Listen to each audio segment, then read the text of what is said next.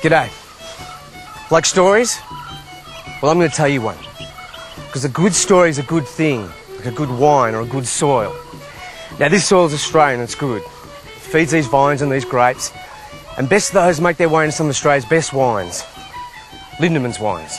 This story is about Henry Lindeman, founder of Lindemans, an Australian winemaking pioneer. Now, while Henry's story is all about soil, grapes and wine, it ended here. It started somewhere else. Britain, 1811. Henry John Lindeman was born at a shipbuilding settlement in Hythe of Southampton. Noughts and crosses, chalk, cold knees, shipmasts in the sky. At 14, Henry became an apprentice to his father, a doctor, before going to St Bartholomew's, the oldest surviving hospital in England. Then in 1834, Henry graduated and became a member of the Royal College of Surgeons. Now, the next few years are a bit uncertain. He may have gone back to Hythe, or he may have stayed in London. What's more likely is he probably went off to France and Germany, visiting the vineyards and cellar doors of Moselle, Alsace, the Rhone Valley, Burgundy, Bordeaux, whetting his appetite, as it were, for the fine art of an entrepreneurship. What is certain is that Henry met a beautiful girl called Eliza Harriet Brummel.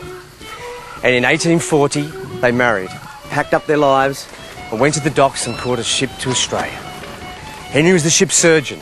Daily roll calls at the mainmast, blood on sawdust, brimstone, sails in the sky, and then land.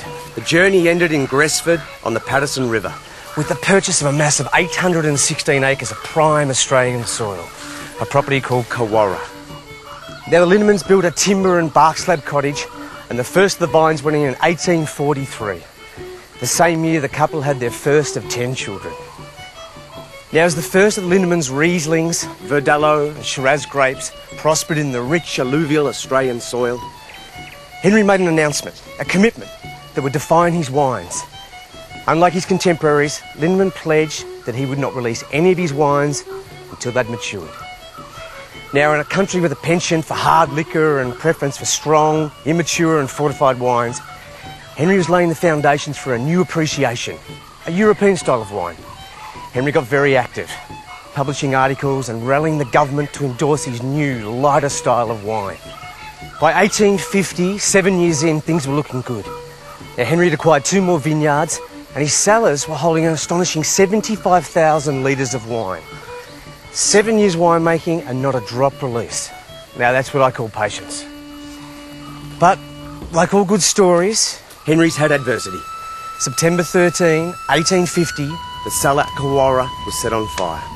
Now, thousands of litres of wine, farming equipment, food, casks and vats, all destroyed.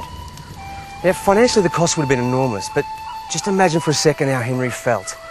A large sum of his whole Australian work destroyed, just like that. But Henry didn't give up. He set off to the nearby gold mine to recoup his funds, working as a doctor. Dust, noise, fortune, failure, boots and gold.